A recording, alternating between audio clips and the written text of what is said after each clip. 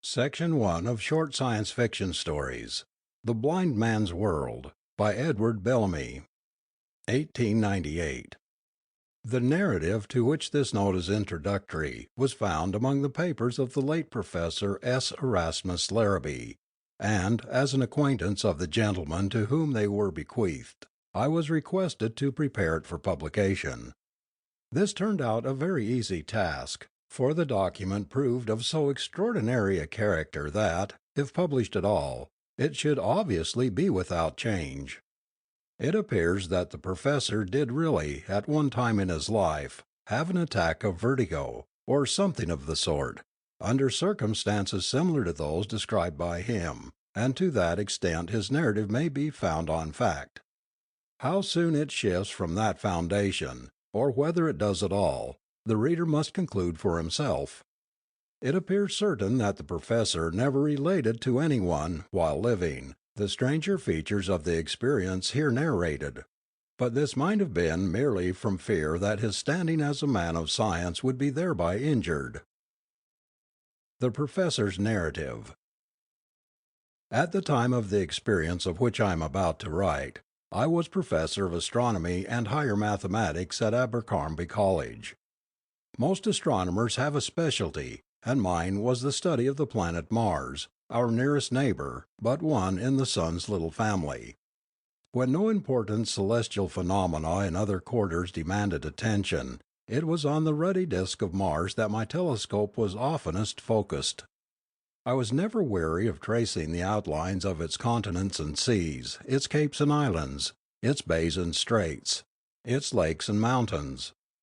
With intense interest I watched from week to week of the martial winter of the advance of the polar ice cap toward the equator, and its corresponding retreat in the summer, testifying across the gulf of space as plainly as written words to the existence on that orb of a climate like our own.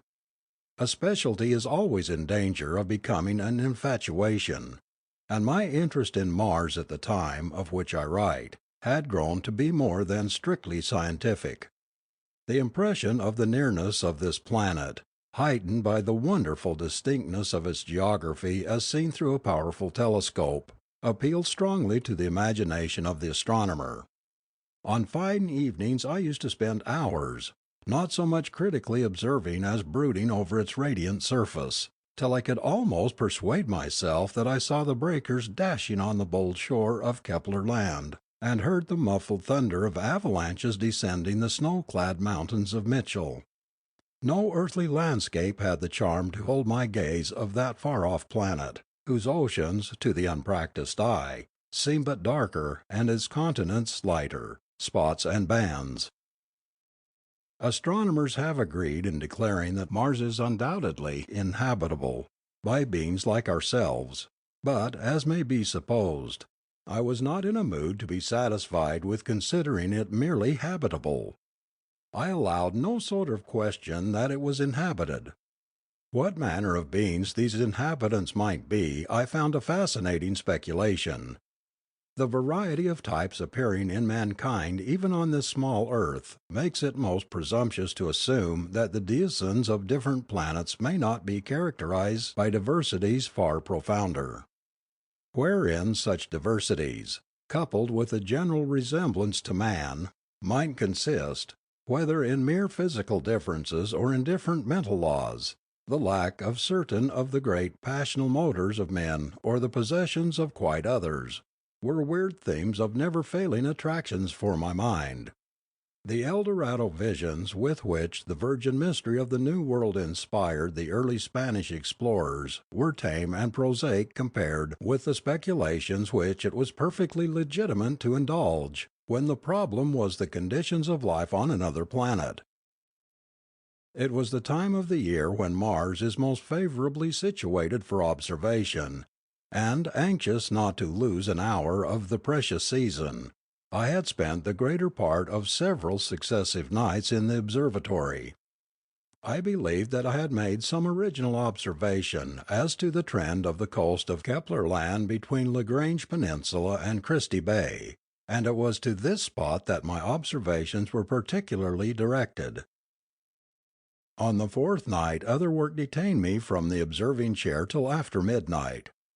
When I had adjusted the instrument and took my first look at Mars, I remember being unable to restrain a cry of admiration.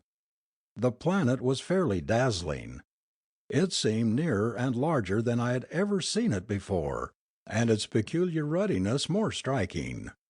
In 30 years of observations, I recall, in fact, no occasion when the absence of exhalations in our atmosphere has coincided with such cloudlessness in that of Mars as on that night. I could plainly make out the white masses of vapour at the opposite edges of the lighted disk, which are the mists of its dawn and evening. The snowy mass of Mount Hall over against Keplerland stood out with wonderful clearness, and I could unmistakably detect the blue tint of the ocean of Delarue, which washes its base, a feat of vision often, indeed, accomplished by stargazers, though I had never done it to my complete satisfaction before. I was impressed with the idea that if I ever made an original discovery in regard to Mars, it would be on that evening, and I believed that I should do it. I trembled with mingled exultation and anxiety, and was obliged to pause to recover my self control. Finally, I placed my eye to the eyepiece, and directed my gaze upon the portion of the planet in which I was especially interested. My attention soon became fixed and absorbed much beyond my wont, when observing, and that in itself applied no ordinary degree of abstraction. To all mental intents and purposes I was on Mars. Every faculty, every susceptibility of sense and intellect, seemed gradually to pass into the eye, and become concentrated in the act of gazing. Every atom of nerve and will power combined in the strain to see a little, and yet a little, and yet a little, clearer, far, deeper. The next thing I knew I was on the bed that stood in a corner of the observing room, half raised on an elbow, and gazing intently at the door. It was broad daylight. Half a dozen men, including several of the professors and a doctor from the village, were around me.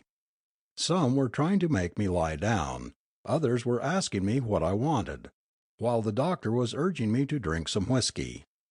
Mechanically repelling their offices, I pointed to the door and ejaculated, "President Bixby, coming," giving the impression to the one idea which my dazed mind at that moment contained. And sure enough, even as I spoke the door opened, and the venerable head of the college, somewhat blown with climbing the steep stairway, stood on the threshold. With a sensation of prodigious relief, I fell back on my pillow. It appeared that I had swooned while in the observing chair the night before, and had been found by the janitor in the morning, my head fallen forward on the telescope, as if still observing, but my body cold, rigid, pulseless, and apparently dead. In a couple of days I was all right again, and should soon have forgotten the episode but for a very interesting conjecture which had suggested itself in connection with it. This was nothing less than that, while I lay in that swoon, I was in a conscious state outside and independent of the body, and in that state received impressions and exercised perceptive powers. For this extraordinary theory I had no other evidence than the fact of my knowledge in the moment of awakening that President Bixby was coming up the stairs. But slight as this clue was, it seemed to me unmistakable in its significance. That knowledge was certainly in my mind on the instant of arousing from the swoon. It certainly could not have been there before I fell into the swoon. I must therefore have gained it in the meantime, that is to say, I must have been in a conscious, percipient state while my body was insensible. If such had been the case, I reasoned that it was altogether unlikely that the trivial impression was to President Bixby had been the only one which I had received in that state. It was far more probable that it had remained over in my mind, on waking from the swoon, merely because it was the latest of a series of impressions received while outside the body. These impressions were of a kind most strange and startling, seeing that they were those of a disembodied soul exercising faculties more spiritual than those of the body, I could not doubt. The desire to know what they had been grew upon me, till it became a longing which left me no repose.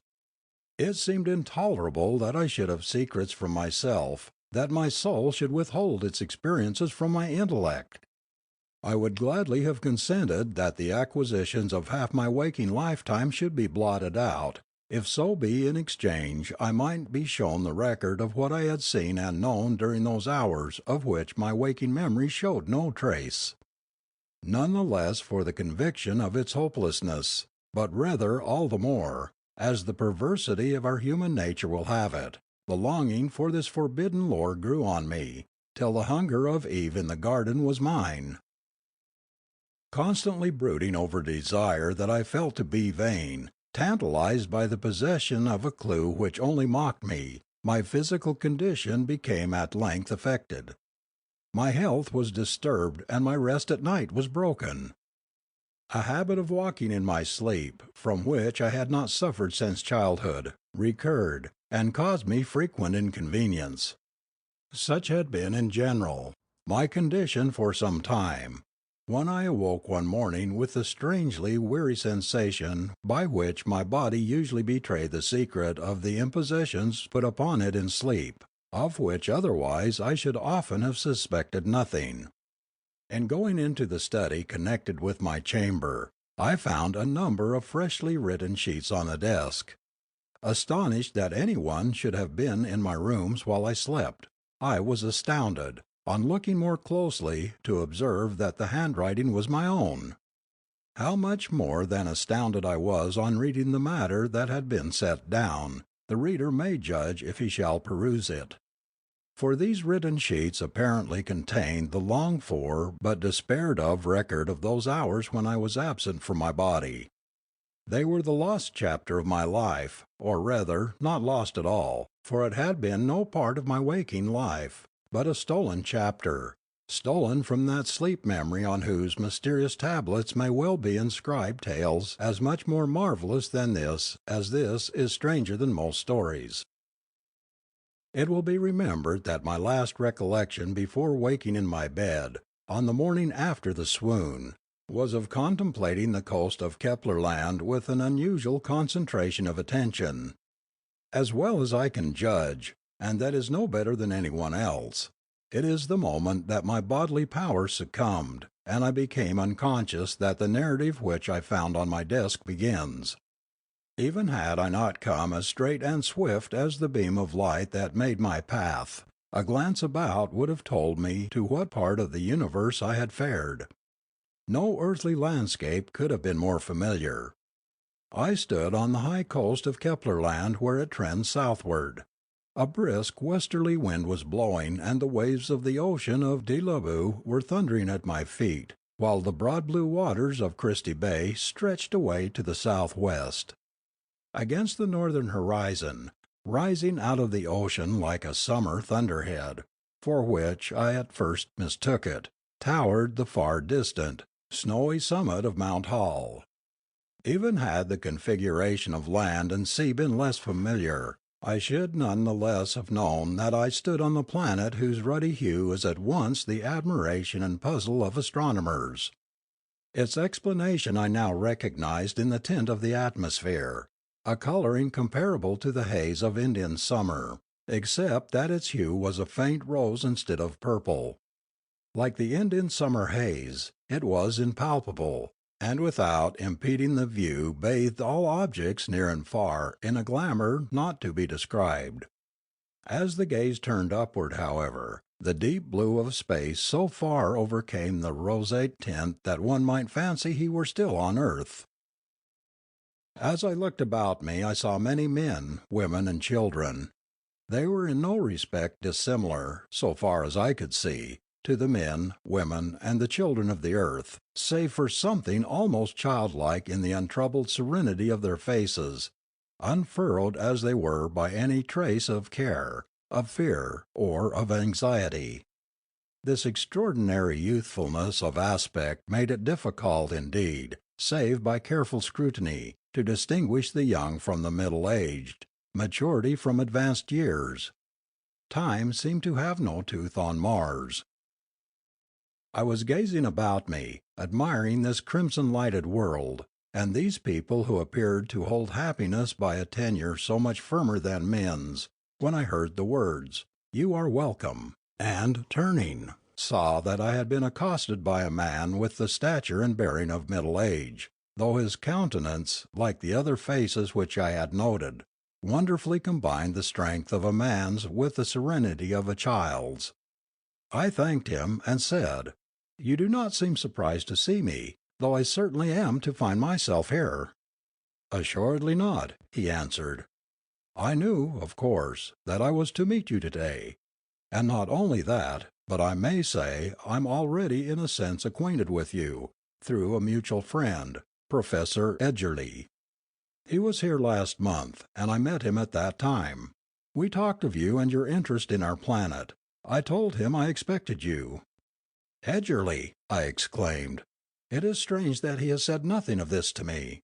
I met him every day." But I was reminded that it was in a dream that Edgerly, like myself, had visited Mars, and on awakening had recalled nothing of his experience, just as I should recall nothing of mine. When will man learn to interrogate the dream soul of the marvels it sees in its wanderings? Then he will no longer need to improve his telescopes to find out the secrets of the universe. "Do your people visit the earth in the same manner?" I asked my companion.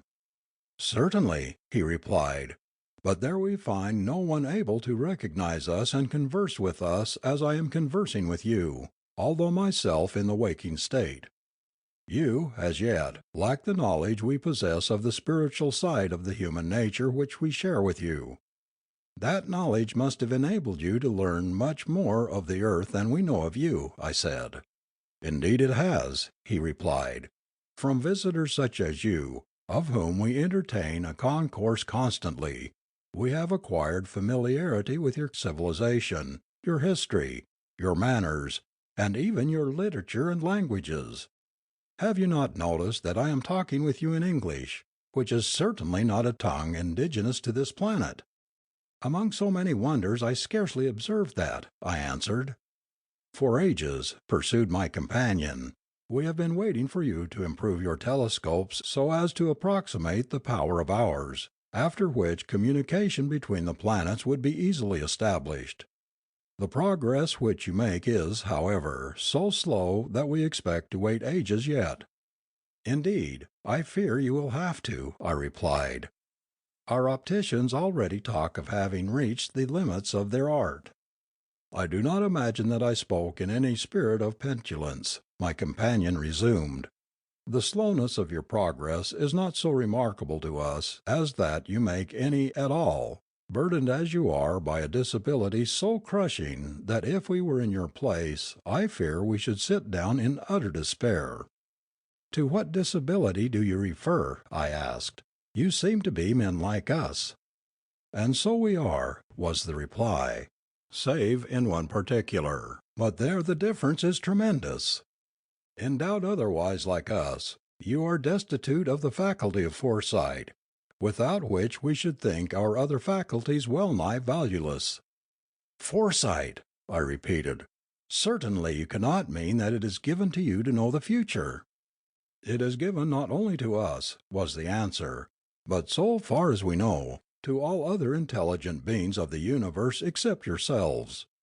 Our positive knowledge extends only to our system of moons and planets and some of the nearer foreign systems, and it is conceivable that the remoter parts of the universe may harbour other blind races like your own. But it certainly seems unlikely that so strange and lamentable a spectacle should be duplicated. One such illustration of the extraordinary deprivations under which a rational existence may still be possible ought to suffice for the universe." "But no one can know the future except by inspiration of God," I said. "All our faculties are by inspiration of God," was the reply, "but there is surely nothing in foresight to cause it to be so regarded more than any other. Think a moment of the physical analogy of the case. Your eyes are placed in the front of your heads. you would deem it an odd mistake if they were placed behind. That would appear to you an arrangement calculated to defeat their purpose. Does it not seem equally rational that the mental vision should range forward, as it does with us, illuminating the path one is to take, rather than backward, as with you, revealing only the course you have already trodden, and therefore have no more concern with? But it is no doubt a merciful provision of Providence that renders you unable to realize the grotesqueness of your predicament, as it appears to us. "But the future is eternal," I exclaimed. "How can a finite mind grasp it?"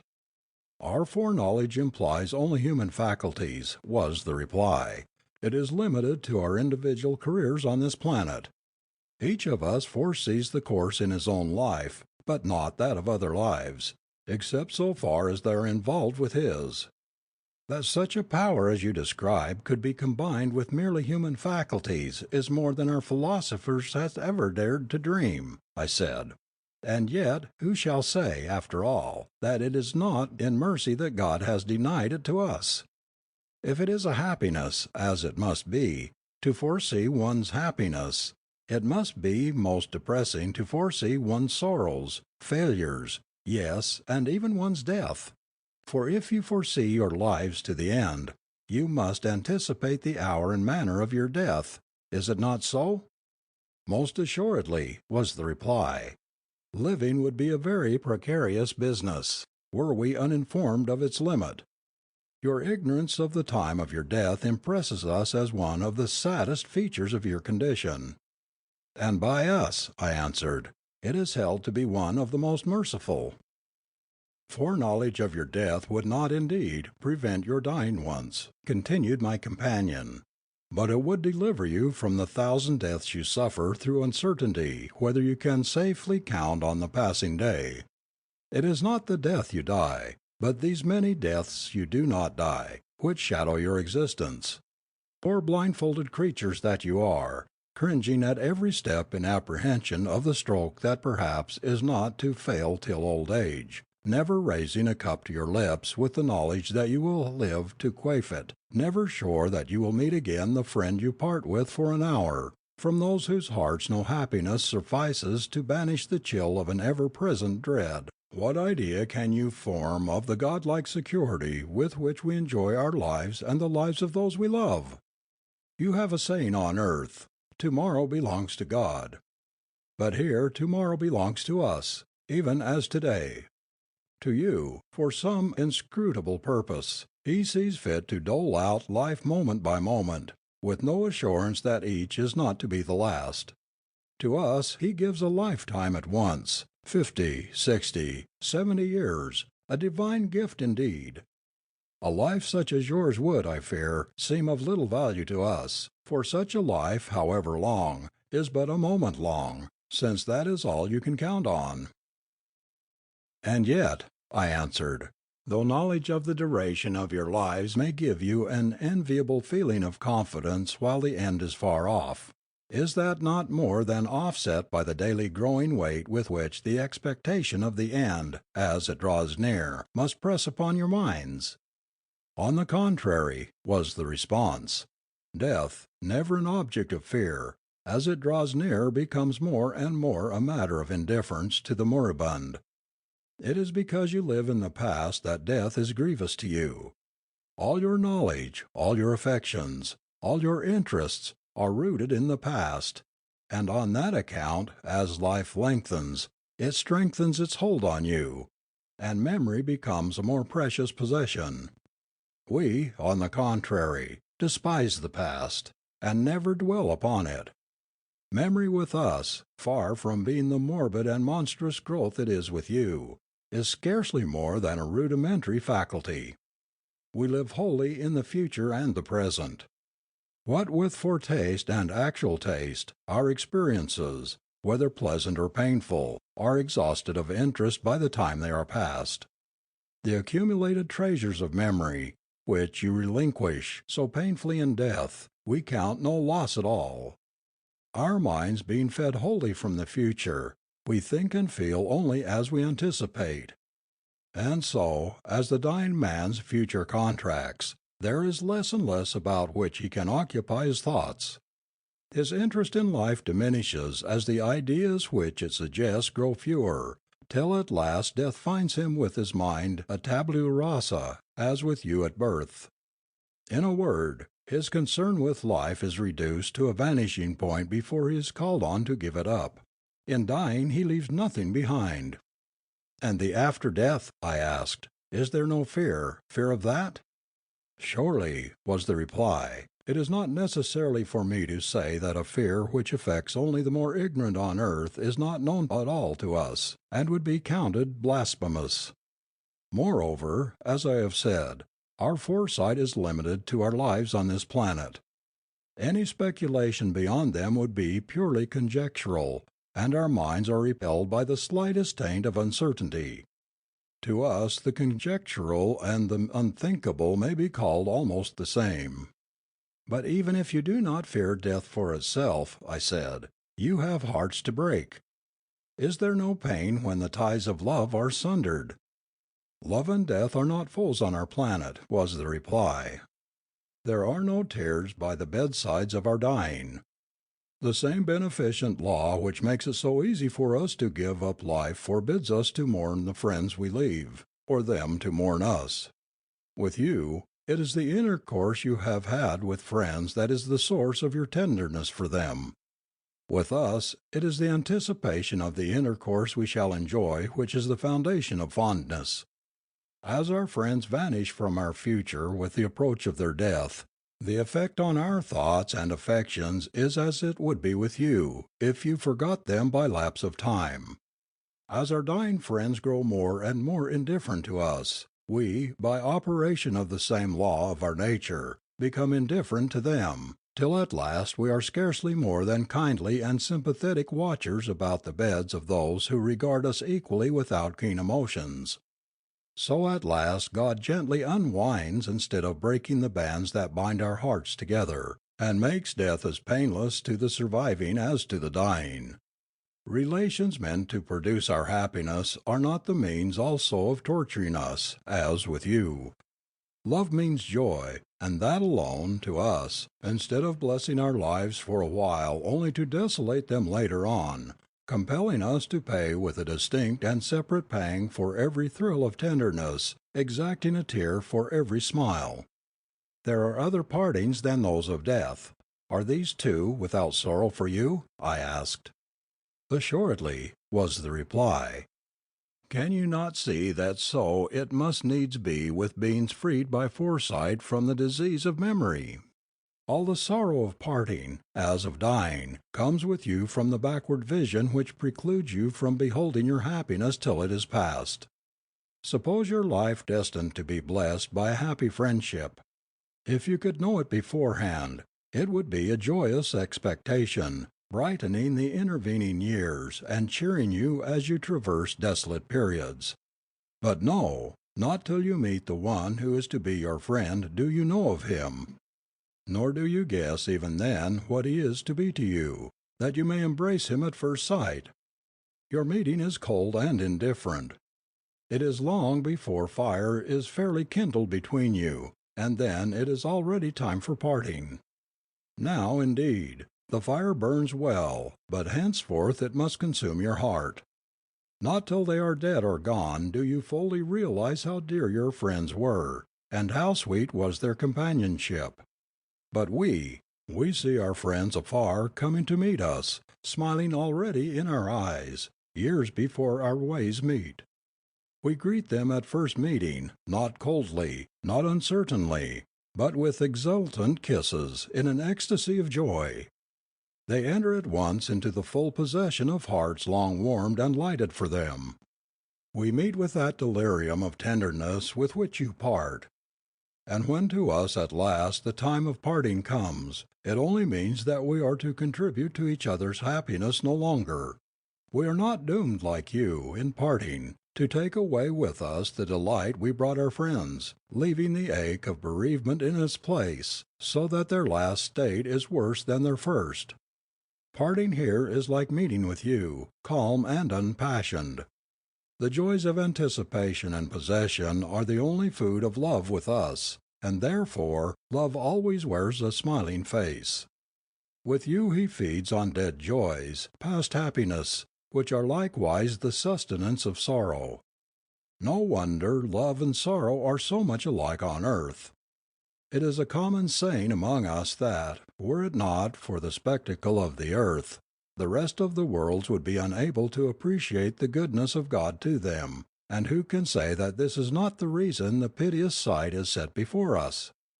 "You have told me marvelous things," I said, after I had reflected. "It is, indeed, but reasonable that such a race as yours should look down with wondering pity on the earth. And yet, before I grant so much, I want to ask you one question. There is known in our world a certain sweet madness, under the influence of which we forget all that is unwanted in our lot, and would not change it for a God's. So far is this sweet madness regarded by men as a compensation, and more than a compensation, for all their miseries that if you know not love as we know it, if this loss be the price you have paid for your divine foresight, we think ourselves more favored of God than you. Confess that love, with its reserves, its surprises, its mysteries, its revelations, is necessarily incompatible with a foresight which weighs and measures every experience in advance." "Of love's surprises we certainly know nothing," was the reply. "It is believed by our philosophers that the slightest surprise would kill beings of our constitution like lightning, though of course this is merely theory, for it is only by the study of earthly conditions that we are able to form an idea of what surprise is like. Your power to endure the constant buffetings of the unexpected is a matter of supreme amazement to us, nor, according to our ideas, is there any difference between what you call pleasant and painful surprises. You see, then, that we cannot envy you these surprises of love which you find so sweet, for to us they would be fatal. For the rest, there is no form of happiness which foresight is so well calculated to enhance as that of love. Let me explain to you how this befalls. As the growing boy begins to be sensible of the charms of woman, he finds himself, as I dare say it is with you, preferring some type of face and form to others. He dreams oftenest of fair hair, or maybe of dark, of blue eyes or brown. As the years go on, his fancy, brooding over what seems to it the best and loveliest of every type, is constantly adding to this dream face, this shadowy form, traits and lineaments, hues and contours, till at last the picture is complete, and he becomes aware that on his heart thus subtly has been depicted the likeness of the maiden destined for his arms. It may be years before he is to see her, but now begins with him one of the sweetest offices of love, one to you unknown. Youth on earth is a stormy period of passion, chafing in restraint or rioting in excess. But the very passion whose awakening makes this time so critical with you is here a reforming and educating influence, to whose gentle and potent sway we gladly confide our children. The temptations which lead our young men astray have no hold on a youth of our happy planet. He hoards the treasures of his heart for its coming mistress. Of her alone he thinks, and to her all his vows are made.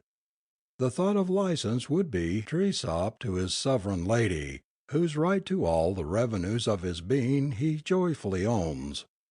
To rob her, to abate her high prerogatives, would be to impoverish, to insult himself. For she is to be his, and her honor, her glory are his own.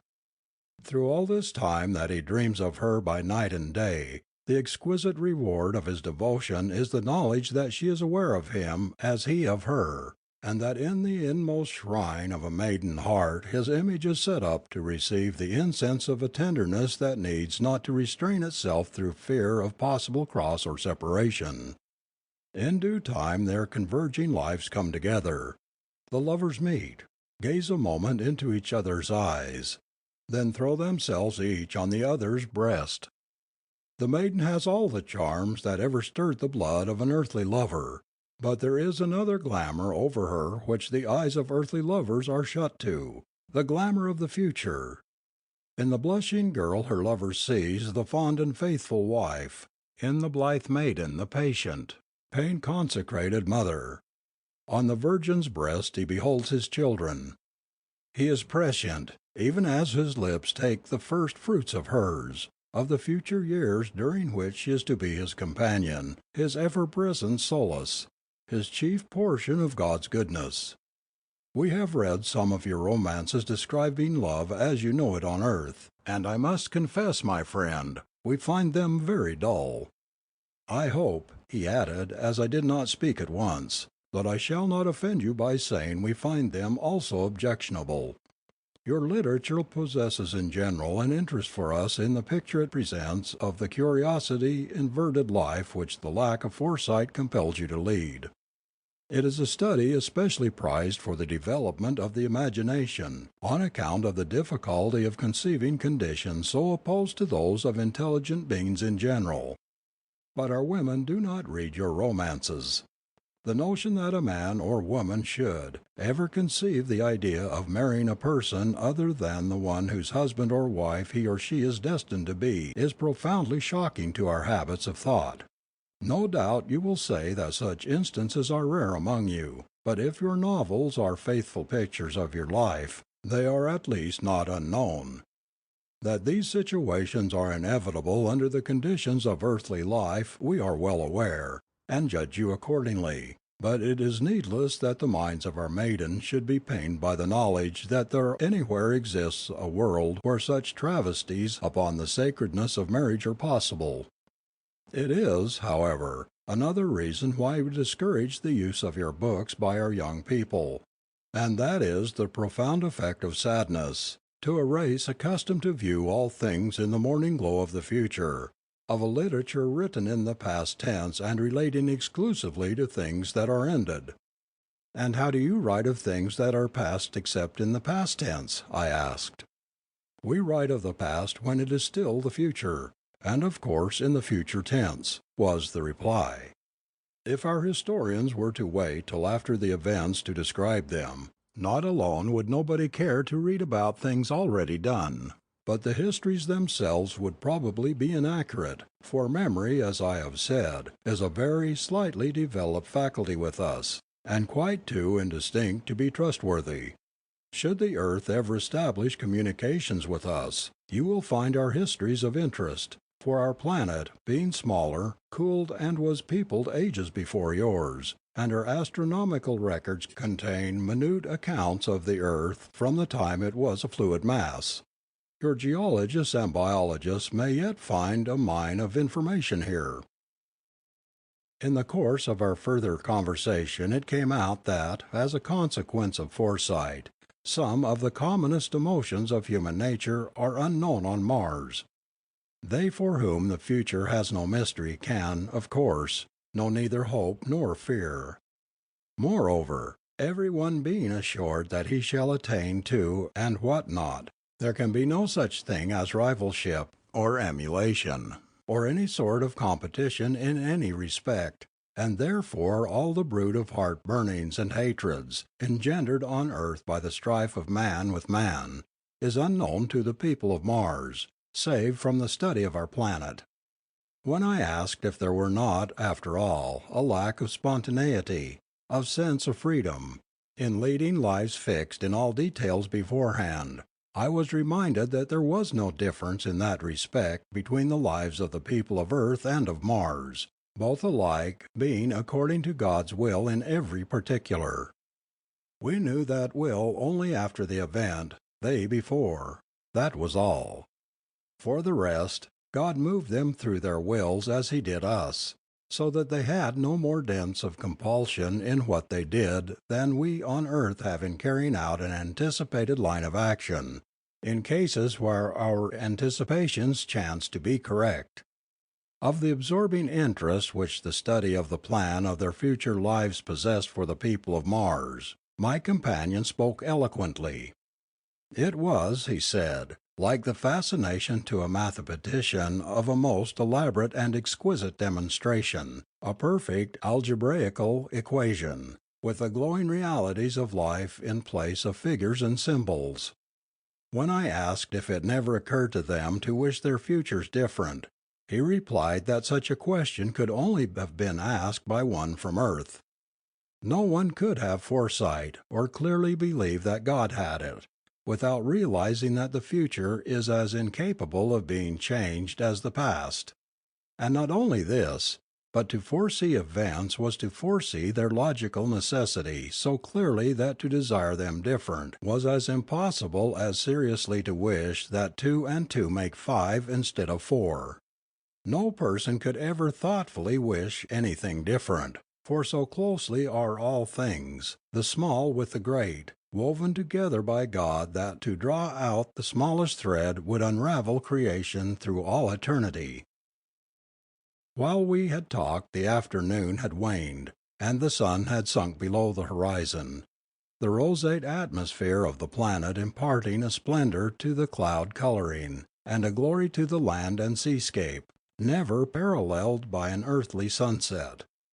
Already the familiar constellations appearing in the sky reminded me how near, after all, I was to the earth. For with the unassisted eye I could not detect the slightest variation in their position. Nevertheless, there was one wholly novel feature in the heavens, for many of the host of asteroids which circle in the zone between Mars and Jupiter were vividly visible to the naked eye. But the spectacle that chiefly held my gaze was the earth, swimming low on the verge of the horizon. Its disk, twice as large as that of any star or planet as seen from the earth, flashed with a brilliancy like that of Venus. "It is indeed a lovely sight," said my companion, although to me always a melancholy one, from the contrast suggested between the radiance of the orb and the benighted condition of its inhabitants. "We call it the blind man's world." As he spoke he turned toward a curious structure which stood near us, though I had not before particularly observed it. "What is that?" I asked. "It is one of our telescopes," he replied. "I'm going to let you take a look, if you choose, at your home, and test for yourself the powers of which I have boasted." And having adjusted the instrument to his satisfaction, he showed me where to apply my eye to what answered to the eyepiece. I could not repress an exclamation of amazement, for truly he had exaggerated nothing. The little college town which was my home lay spread out before me, seemingly almost as near as when I looked down upon it from my observatory windows.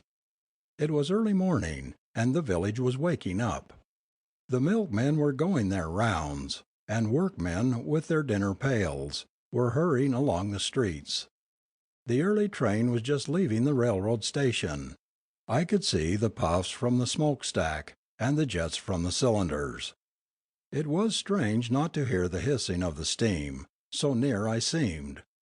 There were the college buildings on the hill, the long rows of windows flashing back the level sunbeams. I could tell the time by the college clock. It struck me that there was an unusual bustle around the buildings, considering the earliness of the hour. A crowd of men stood about the door of the observatory, and many others were hurrying across the campus in that direction. Among them I recognized President Bixby, accompanied by a college janitor. As I gazed they reached the observatory, and, passing through the group about the door, entered the building. The president was evidently going up to my quarters. At this it flashed over me quite suddenly that all this bustle was on my account. I recalled how it was that I came to be on Mars, and in what condition I had left affairs in the observatory. It was high time I were back there to look after myself. Here abruptly ended the extraordinary document which I found that morning on my desk. That is the authentic record of the conditions of life in another world which it purports to be. I do not expect the reader to believe. He will no doubt explain it as another of the curious freaks of somnambulism set down in the books. Probably it was merely that, possibly it was something more. I do not pretend to decide the question. I have told all the facts of the case, and I have no better means of forming an opinion than the reader. nor do I know, even if I fully believed it the true account it seems to be, that it would have affected my imagination much more strongly than it has. That story of another world has, in a word, put me out of joint with ours. The readiness with which my mind has adapted itself to the martial point of view concerning the earth has been a singular experience. The lack of foresight among the human faculties, a lack I had scarcely thought of before, now impresses me, ever more deeply, as a fact out of harmony with the rest of our nature, belying its promise, a moral mutilation, a deprivation arbitrary and unaccountable. The spectacle of a race doomed to walk backward, beholding only what has gone by, assured only of what is past and dead, comes over me from time to time with a sadly fantastical effect which I cannot describe. I dream of a world where love always wears a smile, where the partings are as tearless as our meetings, and death is king no more. I have a fancy, which I like to cherish, that the people of that happy sphere, fancied though it may be, represent the ideal and normal type of our race, as perhaps it once was, as perhaps it may yet be again. End of section 1.